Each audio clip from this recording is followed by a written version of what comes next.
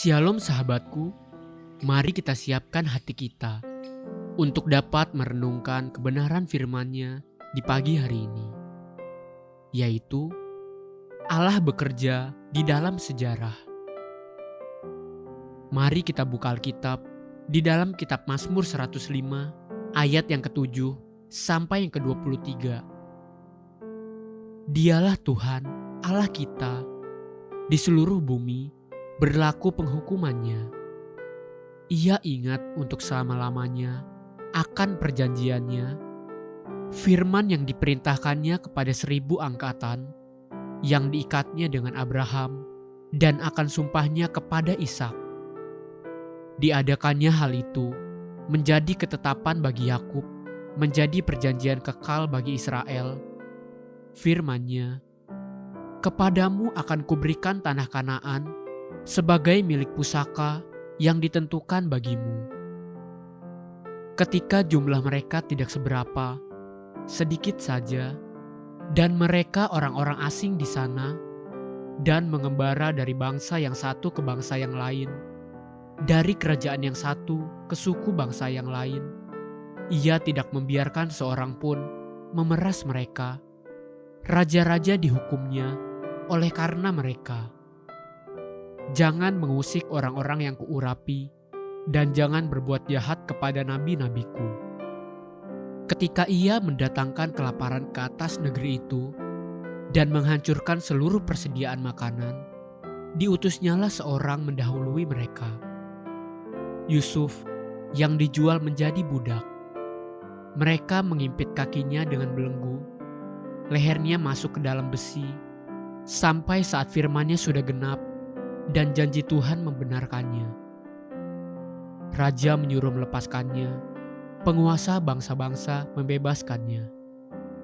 Dijadikannya dia tuan atas istananya dan kuasa atas segala harta kepunyaannya, untuk memberikan petunjuk kepada para pembesarnya sekehendak hatinya, dan mengajarkan hikmat kepada para tua-tuanya. Demikianlah Israel datang ke Mesir, dan Yakub tinggal sebagai orang asing di tanah Ham.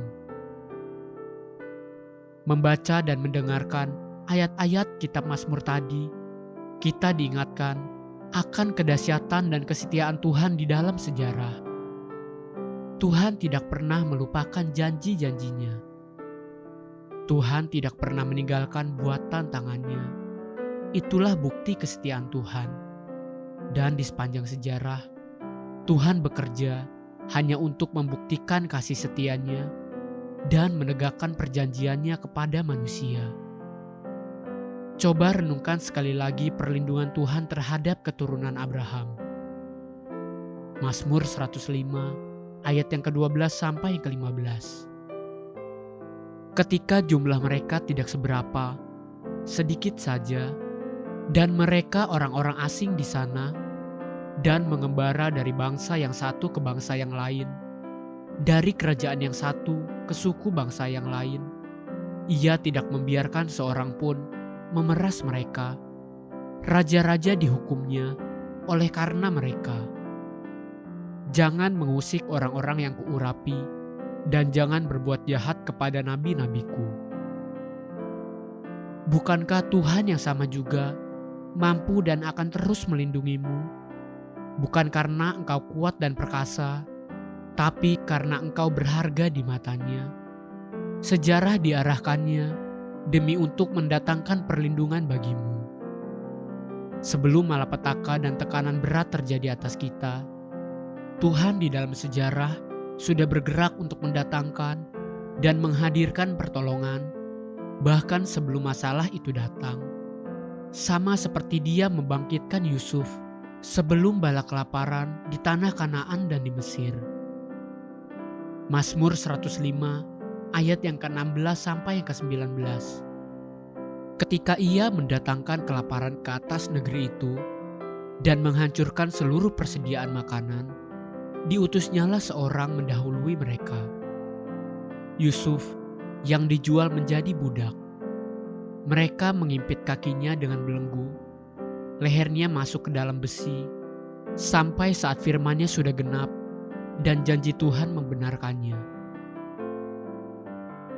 Bahkan, Tuhan mendatangkan kelaparan tersebut untuk mengangkat keturunan Abraham, yaitu Yusuf sebagai penguasa atas Mesir, dan menggenapi firman-Nya untuk menyingkirkan Israel ke Mesir selama 4 generasi. Sejarah terjadi untuk menggenapi tujuan dan rencana Tuhan atas manusia. Bersyukurlah. Haleluya. Sahabatku, mari kita sama-sama berdoa. Terima kasih Bapa Surgawi atas semua pertolongan dan perlindungan-Mu sepanjang sejarah umur hidupku. Aku percaya bahwa aku akan aman dalam perlindungan-Mu. Amin. Jesus loves you and so do I.